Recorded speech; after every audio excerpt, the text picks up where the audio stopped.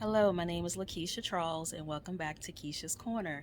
I am a licensed clinical social worker with Charles Community Counseling Center, and I started this out of just wanting to give back really to the community, beyond the community, to just give an inspiring word, education, empowerment, knowledge, maybe even just a smile one day.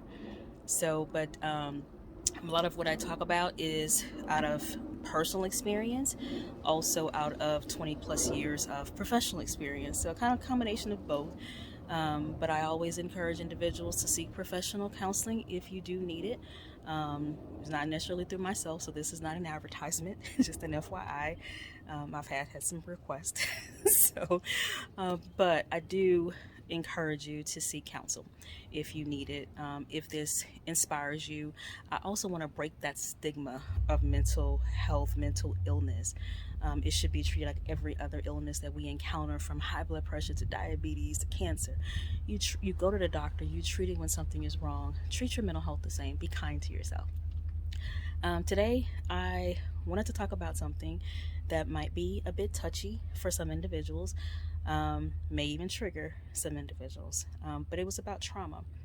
So, a couple of months ago, I heard this phrase, it was on the radio, and it said that trauma is hereditary. I instantly knew what they meant before they even described what they were talking about. So, at the time they were talking about it, they were talking about the Holocaust and the survivors of the Holocaust. So, what does that mean when we hear trauma is hereditary? Um, when we think about medical conditions, and you go to the doctor's office, and there's this page that goes through your family history of your medical conditions, who had high blood pressure, who had diabetes, who had cancer. It goes through this long list of things, and you're checking off, from your paternal side, your maternal side. Couple of them on there may ask about depression or substance abuse. Rarely does it ask about trauma. How is trauma hereditary? It's not saying that you experienced trauma, so you're going to automatically expose or, prohibit somebody else to trauma. But the after effects, they sometimes last for months, years. And that's what they're referring to when they're talking about the Holocaust survivors. It automatically brought me back to a question that I was sitting at dinner with a colleague who's not an African American, so I'll say that up front. And she asked a question, which I'm always open to ask questions because I'm always open for discussion. But she asked at a time a couple years ago about why are all black people so upset about the shootings with the police, and I don't understand why black people are so angry. Slavery is over. Why are you guys so mad? That would have triggered something in me, but I said I'm always open for discussion. So I had to catch myself and explain that even though it's over, the effects, the mindset is still there, So that's what they mean when they say trauma is hereditary. The after effects, the anxiety, the frustration, the anger, it lingers, and you pass that on to the next generation, and to the next generation, and to the next generation. But also the hatred that people experience, you pass that on too, and they expose it to those individuals that may have been traumatized. So it's both sides. Trauma is hereditary. It's not the effects or the things that you've done that might get passed on, and sometimes that does get passed on, especially if you are a perpetrator, especially if you are the person exposing someone to trauma. If you're exposing someone or teaching your children hatred, you pass that on, and then they inflict it upon other people and don't even know why. It's what was taught to them. Hatred can be taught. A child doesn't come out of the womb hating people. So they were talking about the Holocaust survivors, but it brought me back to that conversation I had with someone. But I wanted to also go through you and describe textbook what trauma, post-traumatic stress disorder, PTSD. This is an unseen illness. This is not something you can go take labs and they measure how how bad it is. This is your personal experience. So I have this lovely book that mental health professionals use to determine whether someone is experiencing any type of mental illness. So I'll show it to you. It's a very big book. The DSM. Okay, this is the Diagnostic and Statistical Manual of Mental Disorders. There's a new edition out this month. So I wanted to review with you post-traumatic stress disorder textbook. Okay, so first, the exposure to an actual or threatened event, death, serious injury, or sexual violence in one or more of the following ways. So it doesn't have to be a direct exposure, but it can be directly experiencing the traumatic event yourself, witnessing in person the event, learning that a traumatic event occurred to a close family member or close friend. In case of an actual or threatened death of a family member or friend, the event must have been violent or accidental. Experiencing repeated or extreme exposure to aversive details of the traumatic event. So this would be professionals, police officers who are exposed to a traumatic event, first responders who are exposed to a traumatic event, collecting human remains, individuals that experience repeated details of, say, child sexual abuse. So it can be either one of those. People think, oh, because you didn't experience yourself, you can't be experiencing PTSD. You don't have to experience it yourself. If you learn of a traumatic event to someone close to you, you may be traumatized by that. If you witness a traumatic event, you may be traumatized by that. If your job exposes you to traumatic events over and over and over again, you might be traumatized. That's only the first part of the diagnosis for PTSD. Then it's presence of one or more of the following intrusive symptoms. So recurrent, involuntary, and intrusive distressing memories of the traumatic event. Recurrent distressing dreams in which the content or the effects of the dream are related to the traumatic event. Dissociative reactions, flashbacks, in which the individual feels or acts as if the traumatic event were reoccurring at that moment. Intense or prolonged psychological distress at exposure to internal or external cues that symbolize or resemble the event. Marked physiological reactions to internal or external cues that symbolize or resemble the event. Then persistent avoidance of stimuli, and that's avoiding any efforts to any triggers to that event, any memories, thoughts, or feelings. Avoidance or efforts to avoid extreme reminders, people, places, conversation, activities, objects, situations, okay?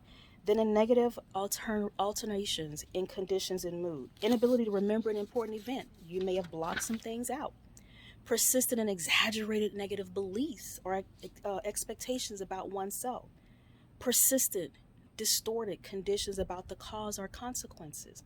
Persistent negative emotional state, fear, horror, anger, guilt, or shame.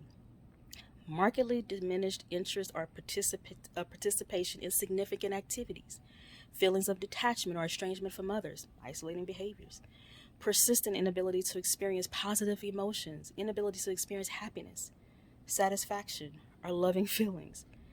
Then it goes on to irritable behaviors, anger outbursts with little or no reason, reckless or self-destructive behavior, hypervigilant, exaggerated startle response, problems with concentrating, sleep disturbance.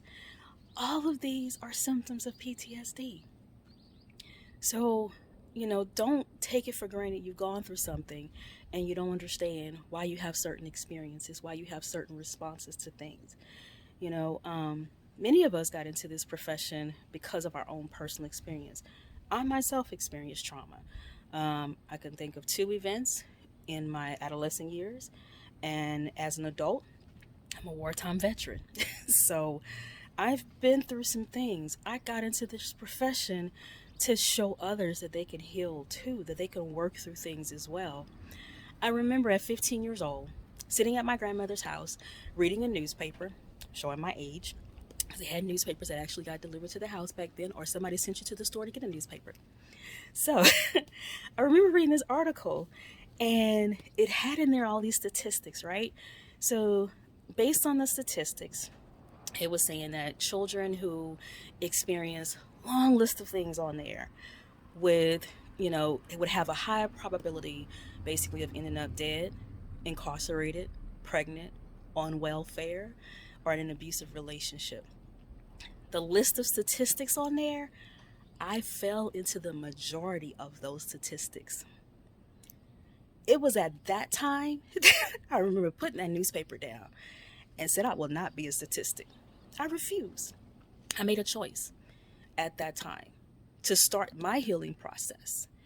And even as an adult, to start my healing process. I remember somebody in high school telling me, oh, you have this save the world mentality. I probably did. So it wasn't until the sun is moving, so I'm trying to shift over.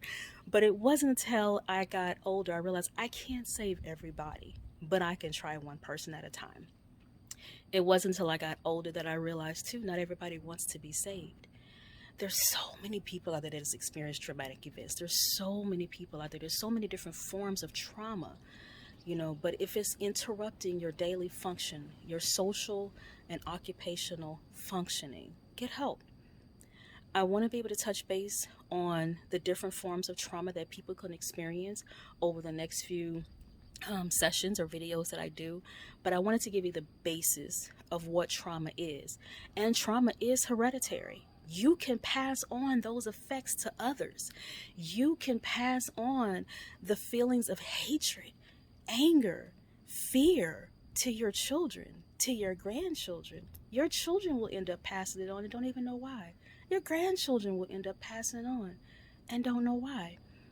So I encourage you to get help. How you know you have healed? When you can talk about the situation, when you can forgive, and it doesn't necessarily affect you the same way it did back then. I have seen firsthand someone having a flashback, someone experiencing, just recalling the events and that overwhelming feeling, and I literally had to work on just grounding techniques to bring her back. I have seen firsthand somebody traumatized, having dreams and fighting in their sleep. I have seen firsthand individuals not able to sleep, isolating themselves, fearful of going out in public, fearful of, just various situations that would trigger a response to that trauma. I've worked firsthand with the family members of other individuals that have been traumatized, including a Holocaust survivor. And I had hell trying to get my client, as a social worker, the help that was needed because his family member who he resided with was a Holocaust survivor and didn't trust anyone coming into the home because of their personal experience.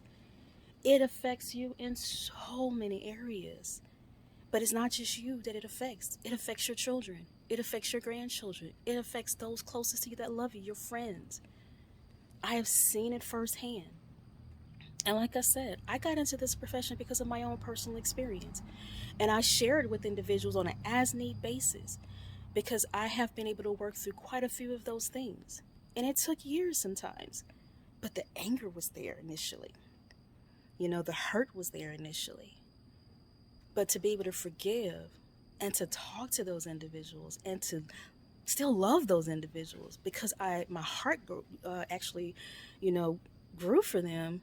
And I empathize with them because I also learned hurt people tend to hurt other people.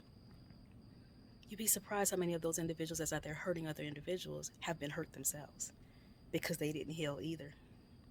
Get the help that you need, heal, and we're going to keep talking about this. And we're going to bring up other topics that might be a little touchy. So I'm going to warn you in the beginning, it may not be the video for you if you're not ready. All right, but in the meantime, don't forget to like, subscribe, and share. Have a good day. Okay. Hello, I told you I would keep you posted on my garden. This is after week 1 of my planting, so I'll give you a quick snippet of everything that's been going on so far. Just a second. Alrighty. As you see, my peppers are starting to come along. They're getting bigger, watering in the sun. Some more peppers, my basil, my oregano, my chamomile, my cabbage, my squash, eggplants back there. Got some more squash in here. My cantaloupe and my cucumbers haven't come up yet. I have my tomatoes back there. I see a little tiny bud from my red potatoes. And I got some garlic and green onions.